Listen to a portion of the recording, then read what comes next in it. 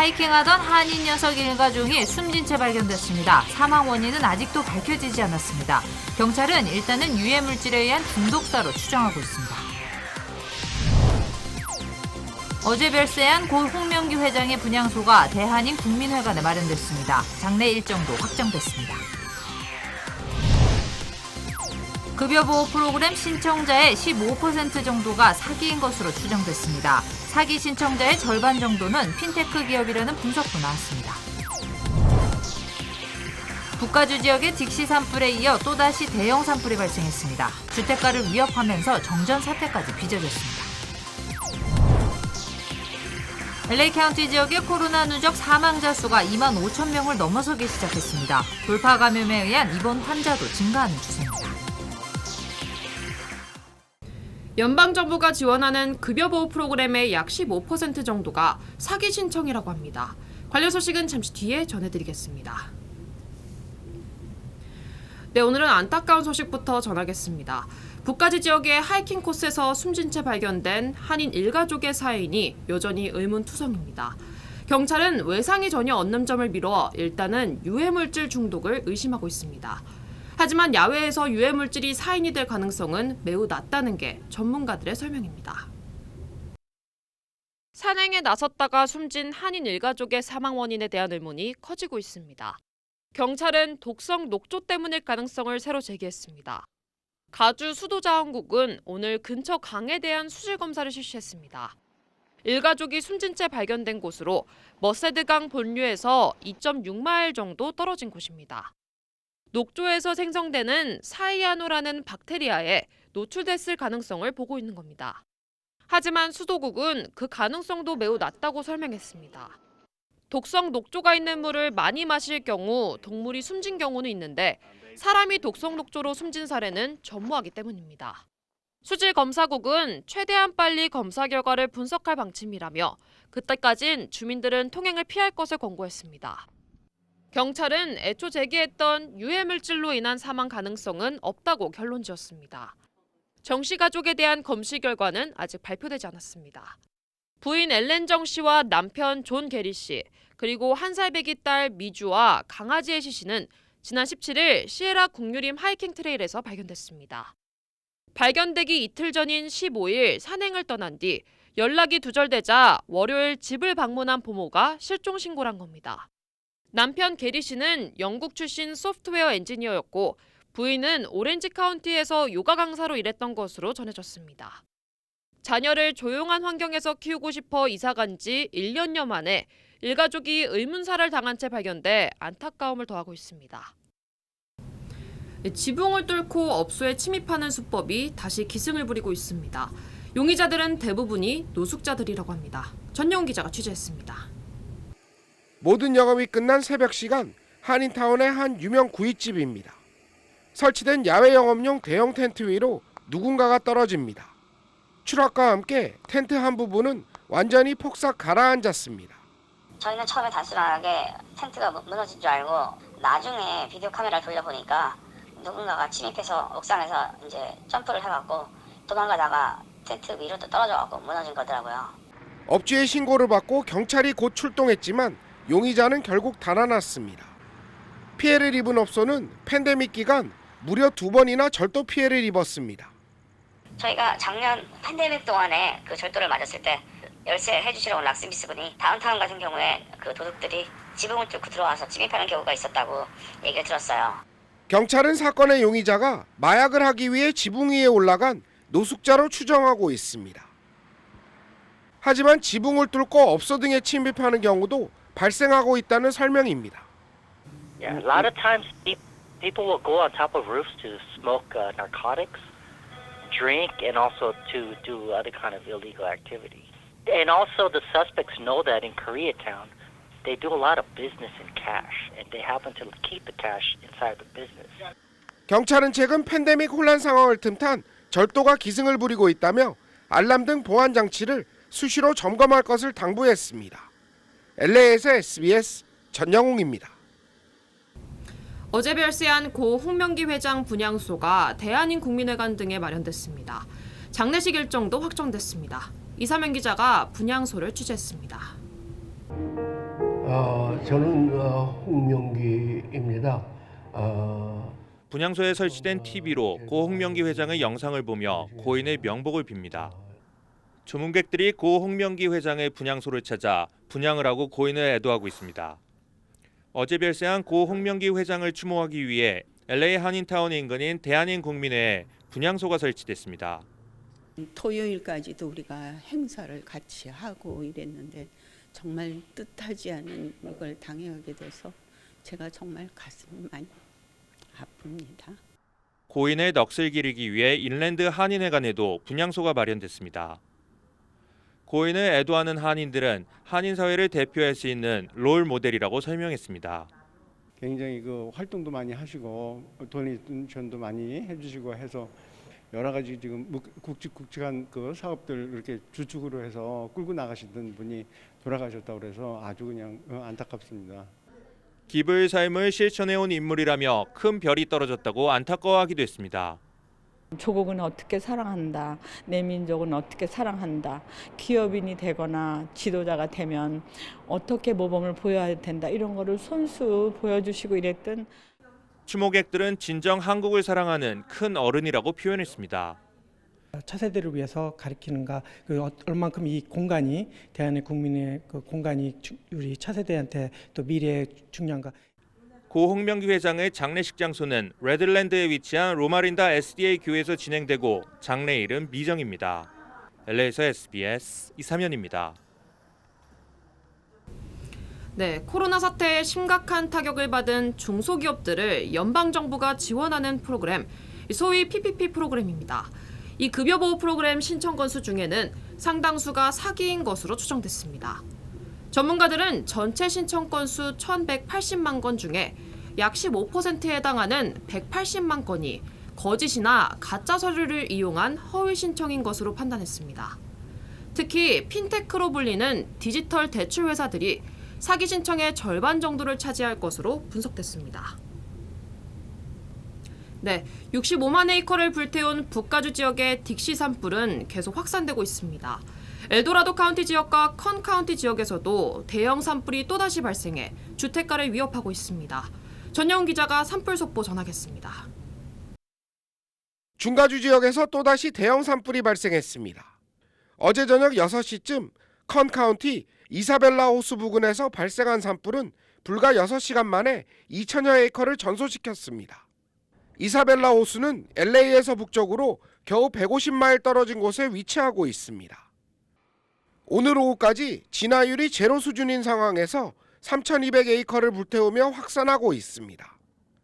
북가주 세크라멘토와 레이크타워 중간 지점에서 발생한 켈도호 산불은 지금까지 모두 65,400에이커를 불태웠습니다. 지역 주민 23,000명에게 긴급 대피령이 내려졌습니다. 현재까지 2명의 주민이 다치고 6,500여 개의 빌딩이 산불의 위협을 받고 있습니다. 캘리포니아 주 역사상 두 번째로 큰 규모인 딕시 산불은 무려 한 달째 계속 번지고 있습니다.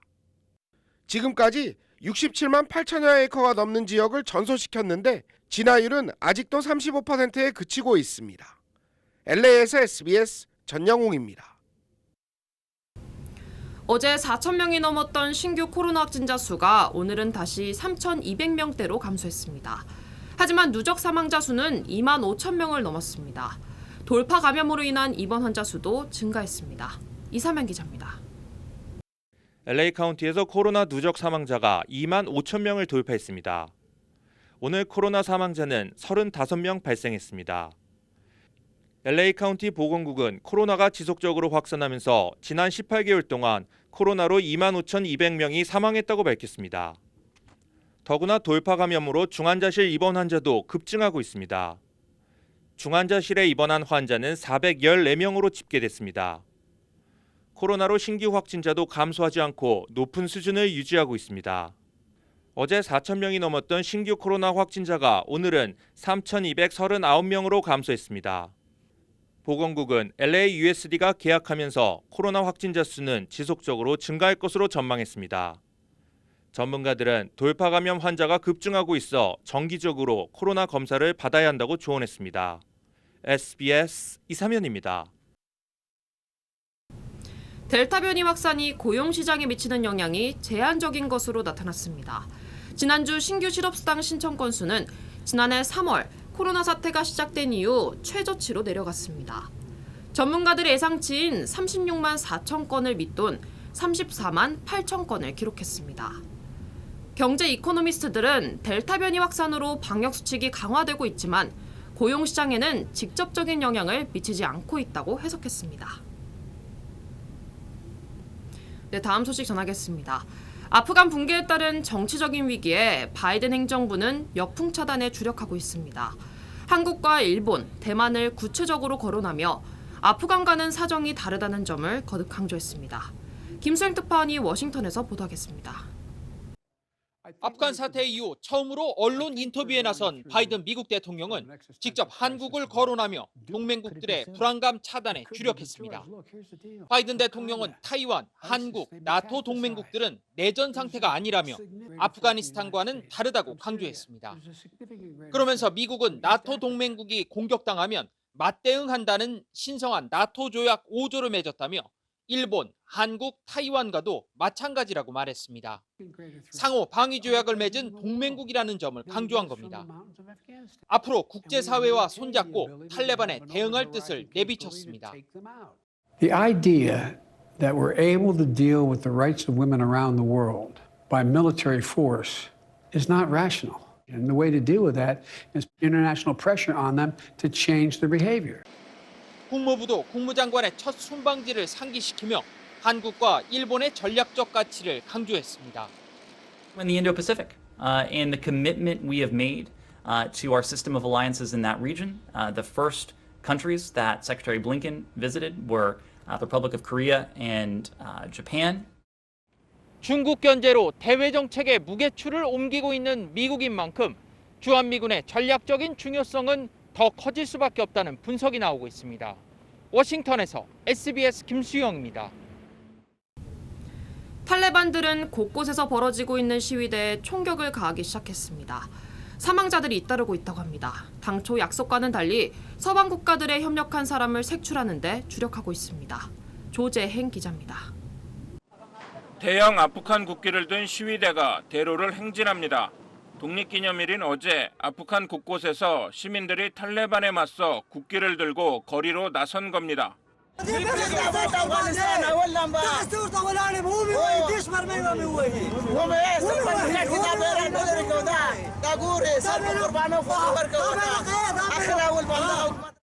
탈레반은 총을 쏘며 시위대 해산에 나섰고 최소 7명 이상이 숨지고 수십 명이 다친 것으로 전해졌습니다.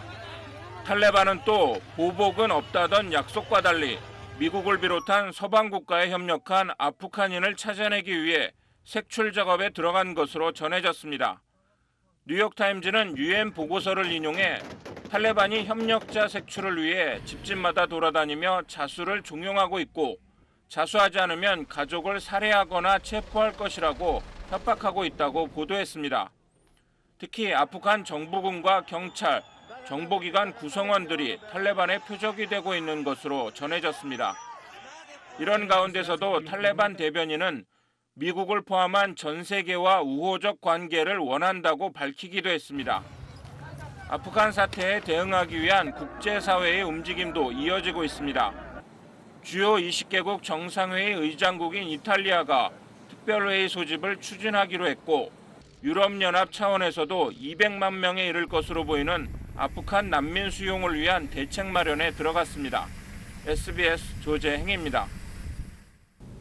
운항이 재개된 카불 국제공항에는 탈출 인파로 인한 혼돈이 계속되고 있습니다.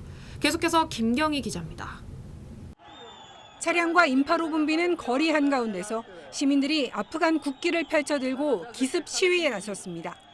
아프간 독립기념일을 맞아 육교 위에 걸린 탈레반 깃발을 내리고 국기를 개양하기도 했습니다.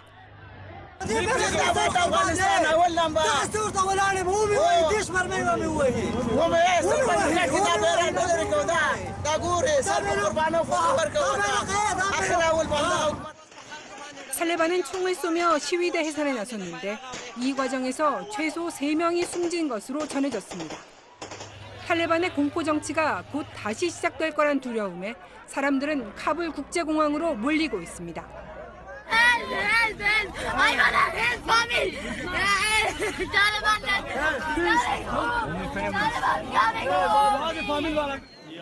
아비 규환 속에 공항 안팎에선 지금까지 모두 12명이 총에 맞거나 인파에 밟혀 숨졌습니다. 국외로 달아난 가니 전 대통령은 뒤늦게 영상을 통해 유혈 사태를 막기 위해 떠날 수밖에 없었다며 자신은 아랍에미리트에 있다고 밝혔습니다. 또 아프간을 떠날 때 거액의 현금을 챙겼다는 의혹은 사실이 아니라고 주장했습니다. De Afghanistan Jamhuriyet bayawar biya de Afghanan starko Polande badar zarar shoy wani. Awiya loya shar naka tarikh farja. 미국과 국제통화기금 IMF는 아프간 정부 자금을 동결하는 등 탈레반 돈줄 죄기에 나섰습니다. SBS 김경입니다. 네, 뉴스 계속하겠습니다. 어제 뉴욕 증시도 급락했습니다만 한국 증시도 2% 이상 큰 폭으로 하락했습니다.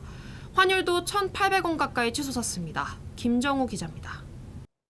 미국 중앙은행 연방준비제도가 올해 안에 테이퍼링, 즉 자산 매입 축소를 통한 돈줄 재기에 나설 수 있음을 시사한 사실이 공개되면서 미 증시 주요 지수가 일제히 급락했습니다.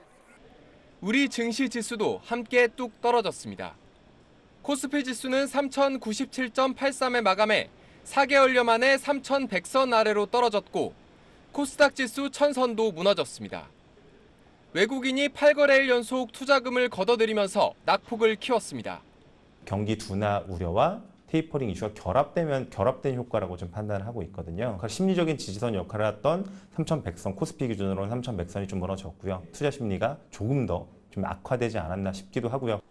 원달러 환율이 일주일 새 무려 30원 오른 1,180원 가까이 치솟은 것도 외국인 투자자들의 이탈을 부추겼습니다.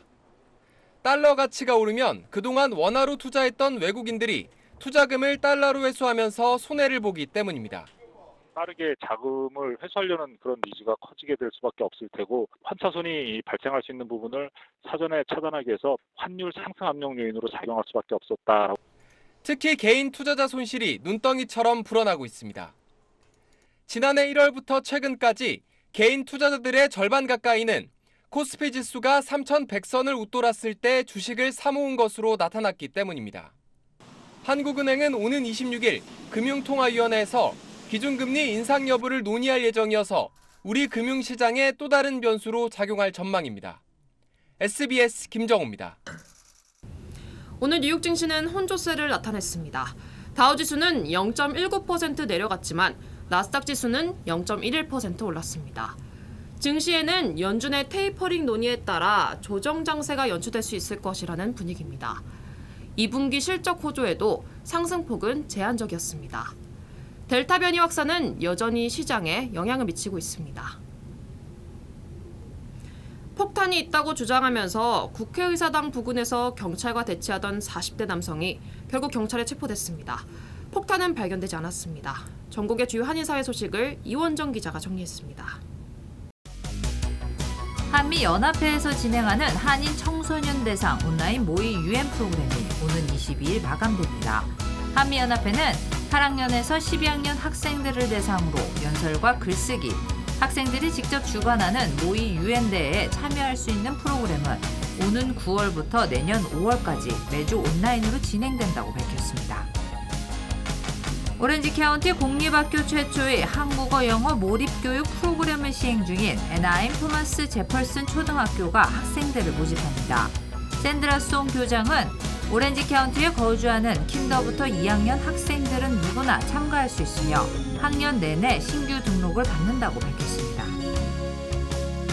한인 주민과 업소가 많은 네오니아 타운에서 비닐봉지 사용이 금지됩니다. 네오니아 타운은 오는 9월 1일부터 타운 내 소매업소와 식당 등에서 일회용 비닐봉지 사용을 금지하는 조례를 시행하며 이를 위반하는 업소에게는 과태료 $50가 부과된다고 발표했습니다. 버지니아 알렉산드리아시가 오는 11월부터 저소득층에게 2년 동안 매달 $500를 지원합니다.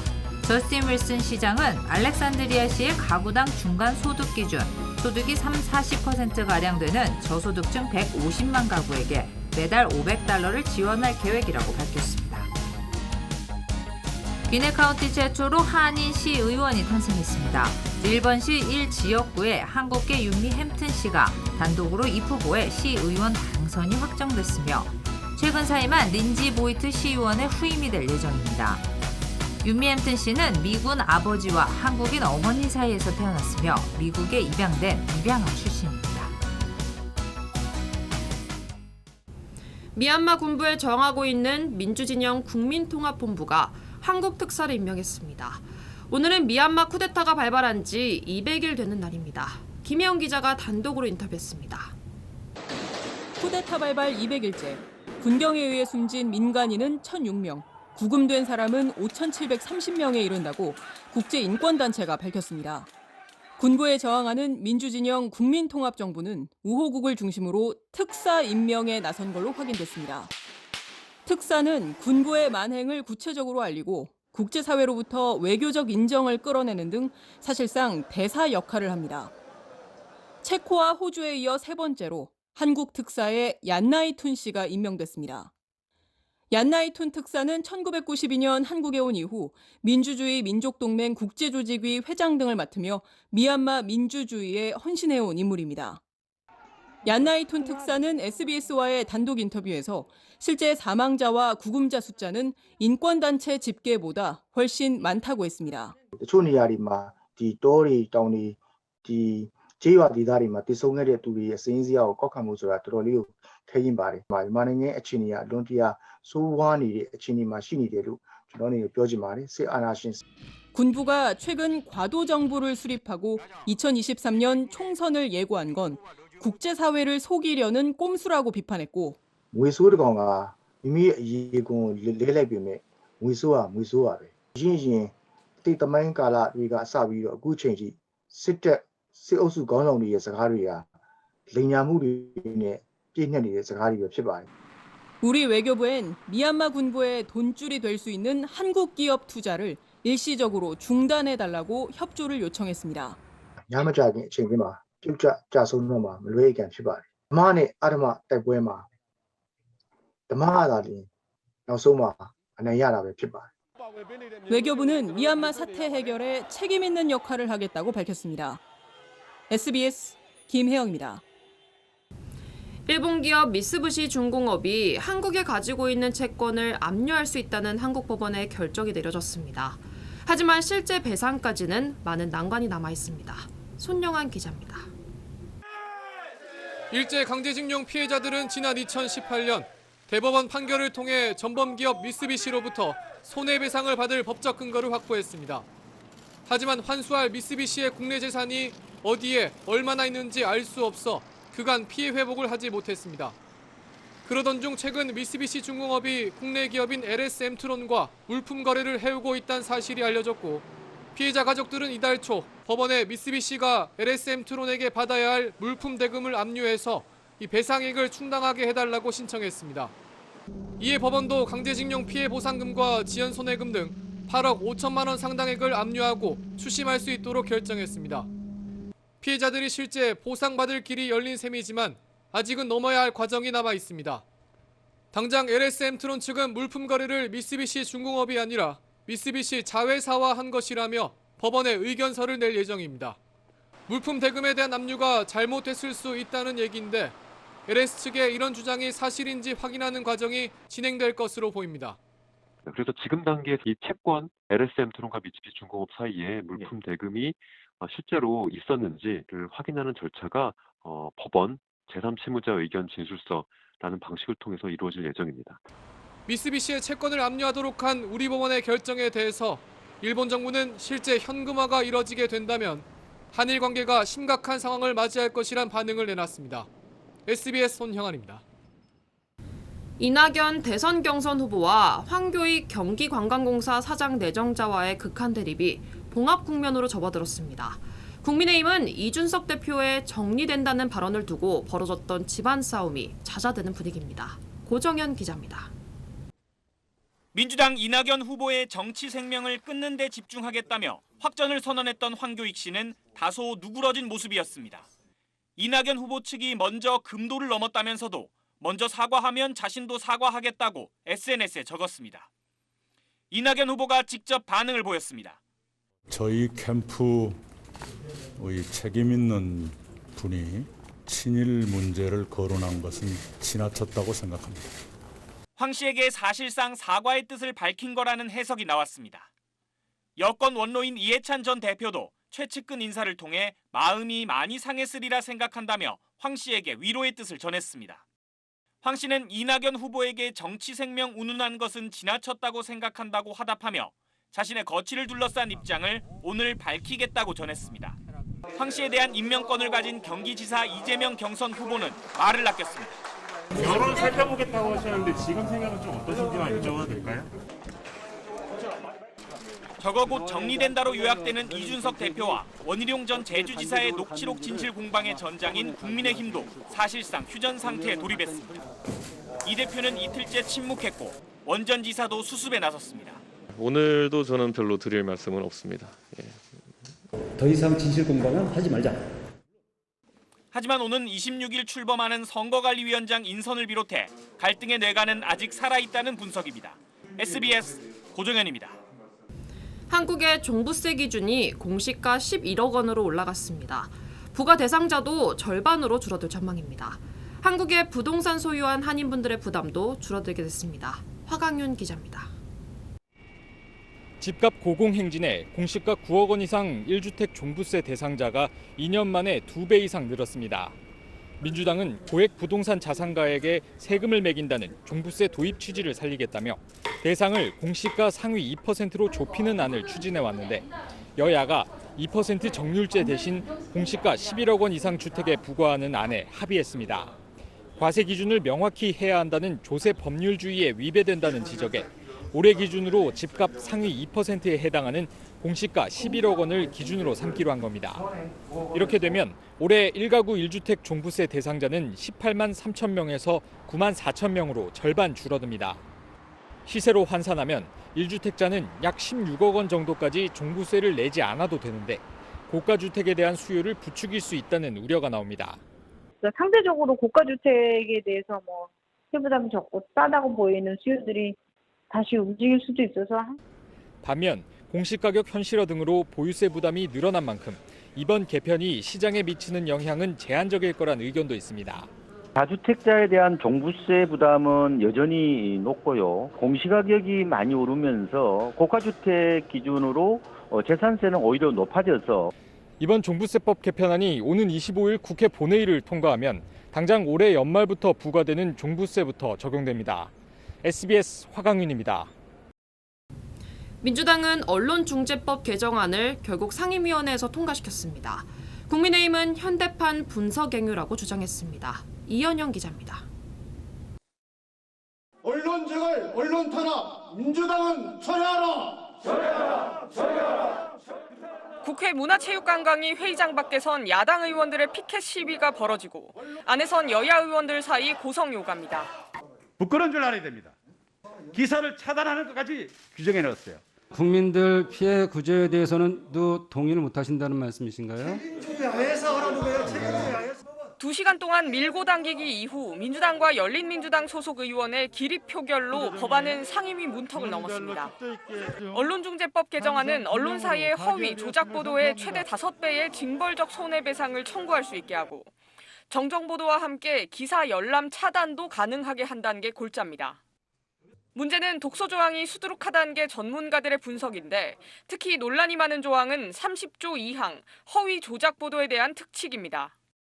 원안에선 취재 과정의 법률 위반을 고의 또는 중과실로 추정하게 했는데 고발 보도의 대상이 된 권력자들이 취재 과정의 법 위반을 주장하며 보도를 막는 전략적 봉쇄 소송을 남발할 거란 우려가 제기됐습니다. 민주당은 추정 조건 6개 중 2개는 삭제했지만 근본적 맹점은 그대로입니다. 민법상 대원 측에 따라 고의 또는 중과실의 입증 책임은 소를 제기한 쪽에 있어야 하는데 추정 조항을 통해 언론사에 돌렸습니다. 민주당은 고위공직자와 대기업 등엔 징벌적 손해배상 청구 자격을 안 주기로 수정했지만 예컨대 비선실세나 공인의 가족 등은 청구 자격이 있습니다. 국민의힘은 의회 폭거이자 현대판 분석행위라고, 정의당은 언론을 정권의 효율적인 홍보 매체로 이용하겠다는 거라고 성토했습니다. 우리 의회의 또 다른 그 치욕의 날이고 우리 표현의 자유에 조종을 울린 그런 날로 아마 기억이 될 겁니다. 한국기자협회 등 언론단체 7곳은 언론 재갈물리기라는 본질에서 벗어나지 않은 반민주 악법이라고, 언론개혁 시민연대는 불신에 기대는 방식으로는 언론을 개혁할 수 없다고 비판했습니다. 여당은 오는 25일 국회 본회의에서 입법을 끝낼 계획입니다. SBS 이현영입니다.